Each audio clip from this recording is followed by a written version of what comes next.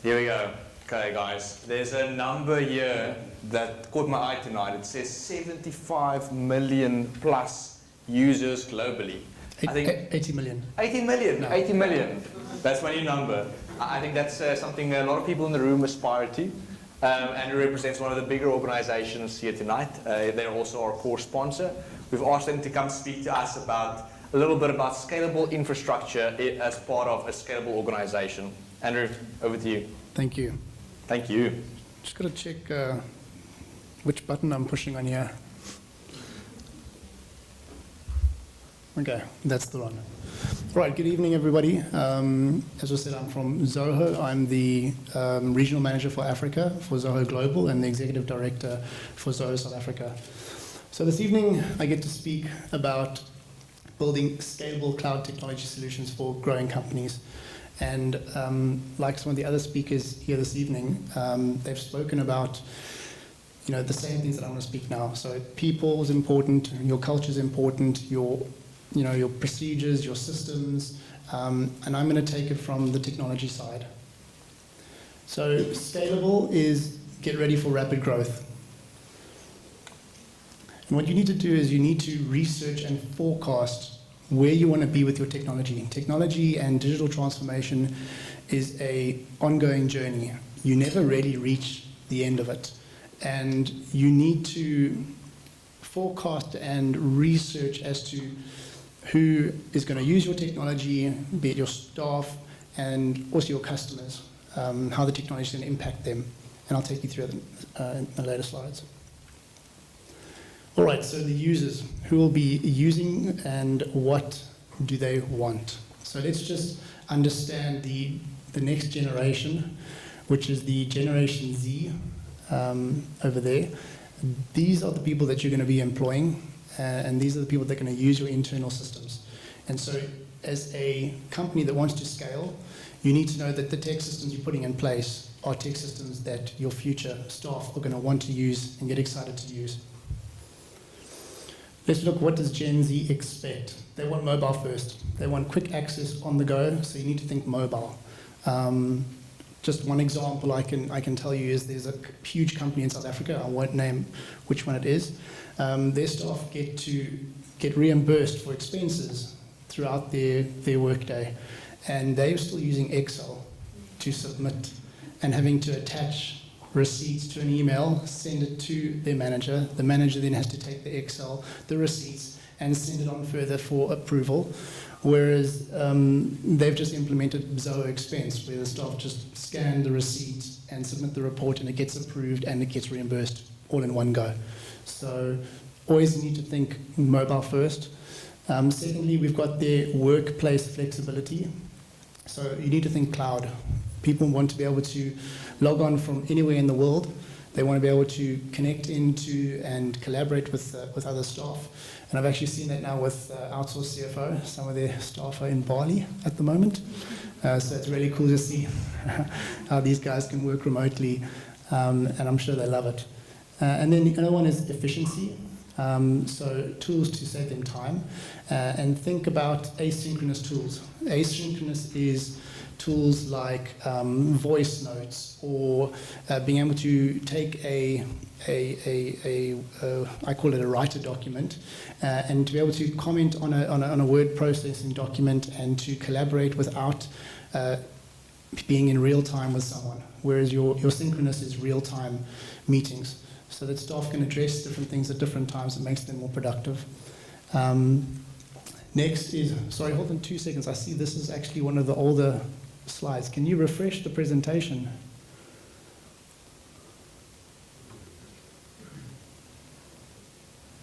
Just refresh the browser.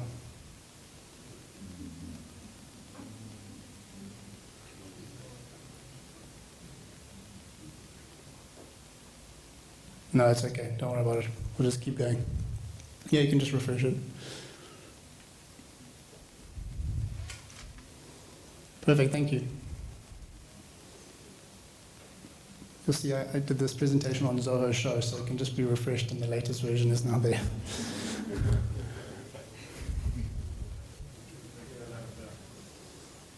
That on purpose. You'll see you don't get the color issue there on efficiency. All right, so the other thing is meaningful work. They want the tools to be able to offer a great customer experience, and that's part of your employee experience. You want your staff to have the tools that allow them to deliver really good service, that makes them feel really good, and then it overflows to your customer's experience. And then also video, visual content, and especially video, that's what Generation Z love. So if you are building an LMS, a learning, LMS, learning management system, visual content and videos are really important. Okay, so let's just look at some of the technology solution examples. I like to not stand up here and talk, to actually show real life examples of what companies are doing. So moving from spreadsheets to a CRM system, and a CRM system that has mobile accessibility. Another move of digitization would be to move from paper forms to digital forms.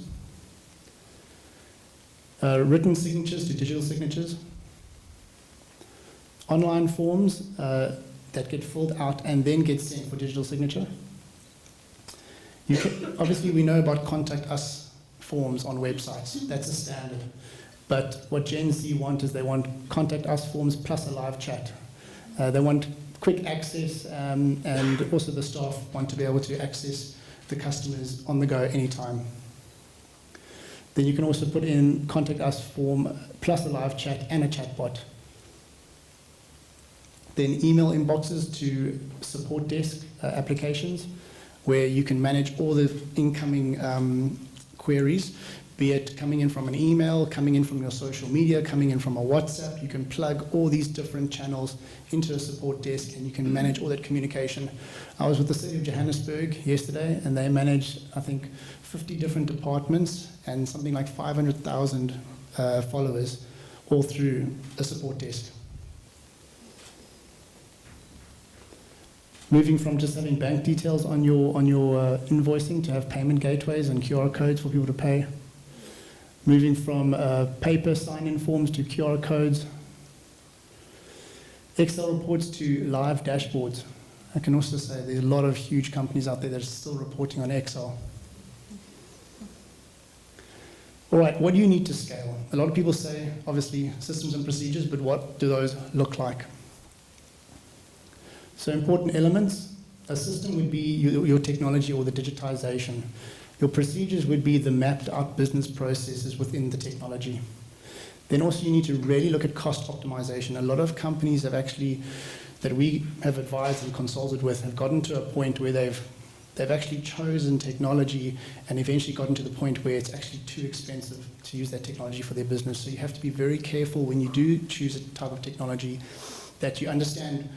Again, it's forecasting where you're going to be in the next 2 to 5 years and how expensive is it going to be to maintain the type of technology that you choose. And then LMS, a learning management system. Again, a lot of companies don't have it, and it is so important for scaling.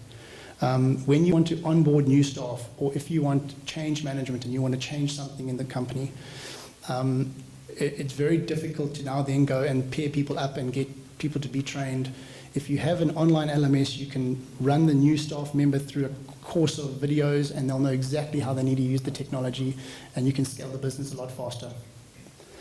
And then a digital growth plan. Prioritize and make small changes. We had SARS yesterday as well at the same event, and they were talking about how they planned over 12 years to actually implement small incremental changes to get where they are now. And I think if people have seen what SARS was like 12 years ago, they've really come a long way. So yeah, their advice was just small incremental changes as you go with your digital transformation journey. All right, so coming with systems, it's really important to use technology that you can customize, right? Every business is unique. You know, all businesses will have a unique selling point, and if you don't, you need one. You know, you want to be able to compete with your competitors, you need to have a unique selling point. And so if you use a technology provider that is set for a certain industry, and it's very fixed, maybe accounting is something different, but let's say, for instance, like a CRM, and you want to build a very unique part to your business, you need to be able to customize that CRM for a unique part of your business. So it's important to look at that. Also, look for technology that's easy to customize. So you can even have a staff member that can go in and customize the solution, and you don't have to phone an IT person and pay them to come in and do changes. So look for low-code, no-code applications, and then applications that integrate easily. You can use things like Zapier or ZOHO Flow to have apps talk to each other, but you really want a connected ecosystem of technology so that the information is easily connected throughout the whole tech stack so that your staff can access information easily. And this is what you want to stay away from, is this integration spaghetti. You don't want to be building these custom integrations that have to be constantly maintained, and if something breaks, you've got to pay someone to fix it. You really want to look for a really connected ecosystem. And this is just a visual representation of what that easy drag and drop visual looks like, where you can easily drag and drop and you say, if this happens in this app, I want this to happen in another app. You don't have to get someone to go and do an API integration and code it. Then let's get to procedures. Your business processes. You want to automate your business processes with the use of blueprints. You want internal knowledge bases with articles, and you want workflow automation. I'm going to show you what that looks like. So this is the old school kind of process flow poster that you would put up so people could understand how the process would work. And on the right here is a CRM blueprint where it actually prompts the staff member to take each step and fill in the information that is required. Here's just something, this is just a view of what you can do within the blueprint. Is you can make things certain mandatory things, like you can make a mandatory tag, you can force them to attach a file, and I'll show you exactly what that looks like in a live demonstration. All right, so this is a live example of a business that's functioning, and I like to show it because I don't like standing up here and telling people, this is how you can do stuff. I'm going to show you what it does. Right, so this is in ZOHO CRM, and you can see there that they've got the birthday of the customer there. They've also got a life status to make sure that if this person does pass away, they're not going to be emailing them happy birthday. Okay? Automatically, it's also taking their age.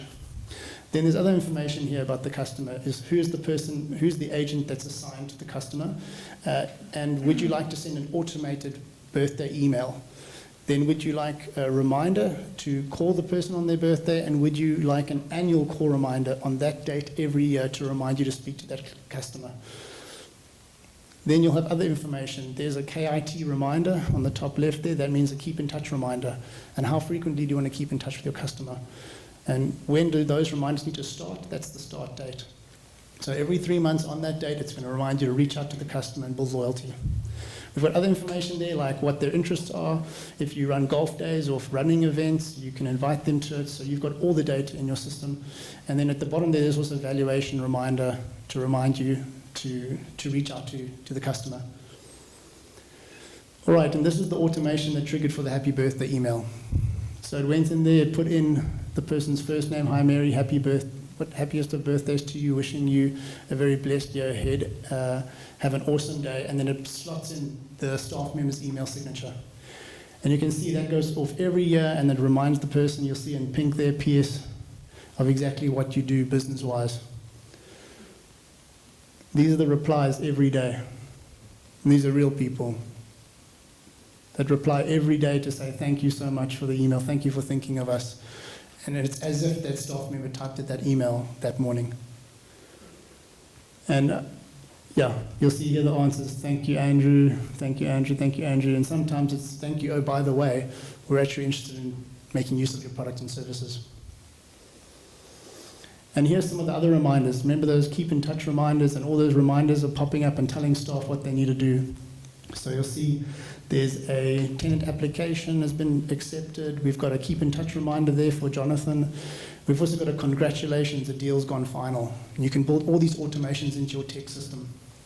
So when you're scaling and you want to go rapidly, you really want to help your staff. You want to help your staff to not have to think every time they have to do something. It should all be built into the tech system. There again, some alerts. Rental payment reminder has been sent out to a customer. A lot of incredible things you can do with automation. Okay, I've got 2 minutes, I'm going to be quick. Here's the blueprint, a real life view of what the blueprint looks like. All right, so this is a tenant application, and this is building the lease agreement. What the blueprint does is it says step 1 to the staff member. They click on step 1, it says who's the landlord. They put in all the information. Step 2, who's the tenant. They put in all the information. Step 3, landlord's bank account details. They put it in there. Step 4, all the variables that you would have in a lease agreement are there. What's the annual escalation? Is furniture included? Is water included? Step 5, it's going to say complete the checklist. Okay, and to finish step 5, it says you have to attach the lease agreement. Okay, so now the staff member they click out of it and they do mail merge. It's going to merge all that data into a template in ZOHO Writer or Word. We integrate with Microsoft. And when they do that, it's going to put all the data into the contract like that. Really easy for the staff member. And then you can even send it for digital signature with ZOHO Sign. And then they go and they have it signed, they upload it back into the system, and then they complete their blueprint. And everything's stuck there, the checklist is there, the attachment of the lease. Right, lastly, I've only got 2 more slides. The LMS, also important. Have those videos, have those knowledge-based articles there for the staff to be able to read up and know exactly what they must do for certain procedures. And then lastly, have a digital growth plan. Set those targets of where you want to be with your technology and have these small incremental improvements and implement the technology as you go. Great, thank you so much.